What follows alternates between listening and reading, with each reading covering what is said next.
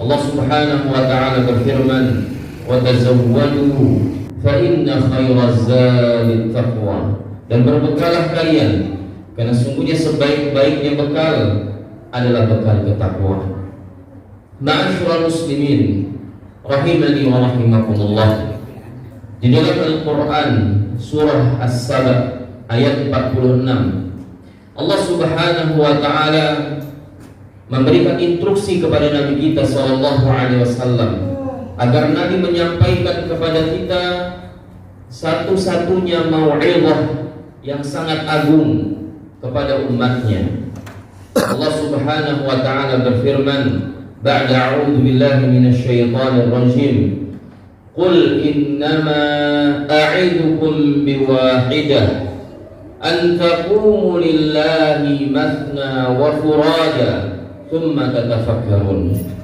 Allah Subhanahu wa ta'ala berfirman, katakanlah wahai Muhammad, sampaikan kepada umatmu, sesungguhnya aku hendak menyampaikan satu-satunya mau'izah kepada kalian, yaitu agar kalian hendaklah berdiri di hadapan Allah. An taqumu lillah, hendaklah kalian berdiri di hadapan Allah mathna wa furada, baik dalam keadaan berjamaah, beramai-ramai, ataupun dalam keadaan sendirian.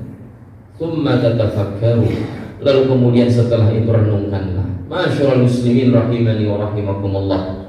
Dalam ayat ini Allah Subhanahu wa ta'ala memerintahkan kepada Rasulnya alaihi salatu wassalam agar Rasul yang mulia menyampaikan kepada kita selaku umatnya tentang satu-satunya mau'izah yang paling agung di dalam Al-Quran, yang para ulama menyampaikan siapapun yang merealisasikan mau'izah yang datang dari Allah Subhanahu wa ta'ala tersebut, maka sesungguhnya dia akan mendapatkan kebahagiaan di dunia dan kebahagiaan di akhirat, kemenangan di dunia dan kemenangan di akhirat.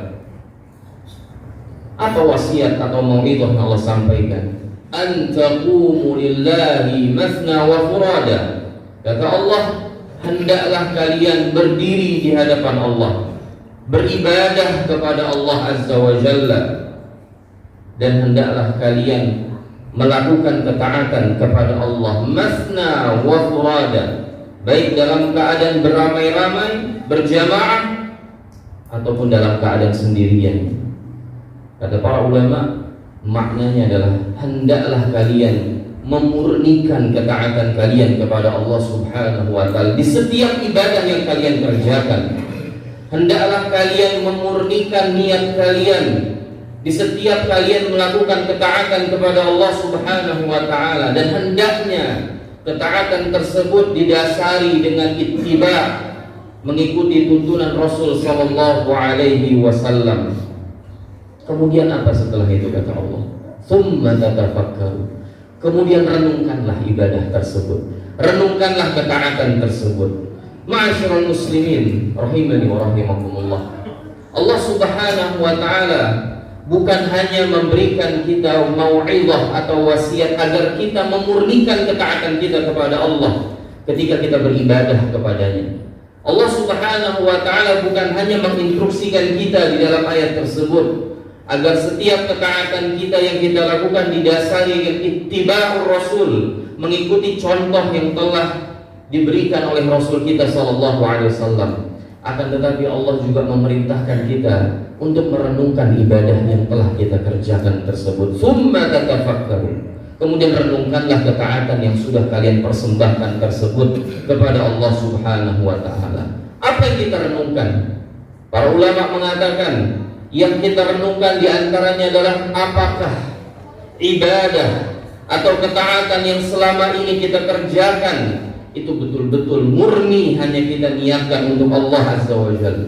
Apakah selama ini ibadah yang kita kerjakan betul-betul sudah sesuai dengan tuntunan Rasul kita sallallahu alaihi wasallam, atau jangan-jangan masih banyak cacat dari setiap ibadah yang kita kerjakan, masih banyak kekurangan dari setiap ketaatan yang kita persembahkan untuk Allah Subhanahu wa ta'ala.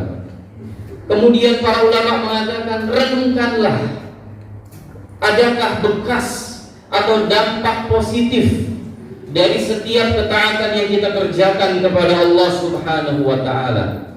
Adakah ibadah yang selama ini kita tunaikan sudah bertahun-tahun lamanya? Yang hidup 40 tahun, berarti setidaknya dia sudah 30 tahunan lebih beribadah kepada Allah Subhanahu wa taala. Yang sudah 60 tahun, berarti dia sudah 50 tahun lebih setidaknya menghambakan dirinya kepada Allah Azza wa Jalla. Lihatlah, dari sekian panjang ibadah yang sudah kita kerjakan, apakah dia meninggalkan bekas? Apakah dia meninggalkan dampak positif untuk kehidupan kita setidaknya? Lihatlah ibadah sholat kita umpamanya. Apakah ibadah sholat kita betul-betul selama ini sudah menolong kita untuk semakin bersemangat dalam beribadah kepada Allah? Apakah ibadah sholat kita yang selama ini kita kerjakan setidaknya 5 waktu dalam satu hari betul-betul sudah membuat kita ringan di dalam menghadapi musibah demi musibah yang Allah Subhanahu wa taala takdirkan dalam kehidupan kita? Sehingga pantaslah ketika Allah Subhanahu wa taala berfirman, "Wasta'inu bis-sabri was-shalah." Dan minta tolonglah kalian kepada Allah dengan sabar dan salat. Betulkah salat selama ini yang kita kerjakan setidaknya 5 kali dalam sehari sudah menolong kita? Sudah menolong kita untuk sabar dalam melakukan ketaatan pada Allah. Sudah menolong kita untuk sabar dalam menghadapi musibah dalam kehidupan kita. Sudah menolong kita untuk sabar dalam menjauhi kemaksiatan demi kemaksiatan. Karena sesungguhnya Allah Subhanahu wa taala juga berfirman tentang hikmah disyariatkannya salat. Aqimis shalah, inna salata tanha 'anil fahsya'i wal munkar. Dan dirikanlah salat, kata Allah, karena sesungguhnya salat itu dapat mencegah orang-orang yang mendirikannya dari perbuatan keji dan munkar. Ma'asyiral muslimin rahimani wa rahimakumullah. Coba kita renungkan, zakat yang sudah kita tunaikan belum lama berlalu. Apakah zakat tersebut sudah betul-betul mensucikan dan membersihkan diri kita dari sifat-sifat buruk, dari karakter-karakter yang jelek, yang diantaranya adalah sifat bakhil dan tamak terhadap kehidupan dunia, tamak terhadap perhiasan dunia, sehingga menghilangkan sifat baik, yaitu sifat qanaah. Atau bisa jadi sebaliknya, zakat yang kita sudah tunaikan betul-betul membersihkan diri kita dari sifat bakhil, kikir, pelit, dan menumbuhkan sifat-sifat baik di dalam diri kita. Diantaranya adalah sifat kedermawanan. Karena sesungguhnya Allah Subhanahu wa taala berfirman, "Khudh min amwalihim shadaqatan tutahhiruhum wa tuzakkihim biha." Allah Subhanahu wa taala perintahkan nabinya alaihi salatu wassalam untuk mengambil zakat dari setiap harta kaum muslimin yang sudah mencapai nisab, yang tujuannya kata Allah tutahhiruhum wa tuzakkihim biha. Tujuannya adalah agar harta zakat tersebut mensucikan mereka, membersihkan mereka, yang dijelaskan dalam hal ini oleh Syekh Abdurrahman Ibn Nasir As-Sa'di rahimahullah, membersihkan dosa-dosa mereka dan akhlak buruk mereka, serta menumbuhkan akhlak-akhlak terpuji di dalam diri mereka. Ma'asyiral muslimin rahimani wa rahimakumullah. Mari kita sejenak renungkan ibadah siyam yang belum lama kita kerjakan. Apakah puasa Ramadan yang baru saja berlalu meninggalkan kita itu betul-betul sudah menjadikan kita naik level ke dalam tingkatan orang-orang yang bertakwa? Sudahkah puasa Ramadan yang kita jalani selama sebulan penuh mengangkat diri kita menjadi pribadi-pribadi yang bertakwa, pribadi-pribadi yang begitu takut di dalam melanggar aturan-aturan Allah, pribadi-pribadi yang senantiasa bersemangat dan bersungguh-sungguh di dalam menjalankan perintah Allah Subhanahu wa taala? Atau jangan-jangan tidak terlihat bekasnya sama sekali dalam kehidupan kita?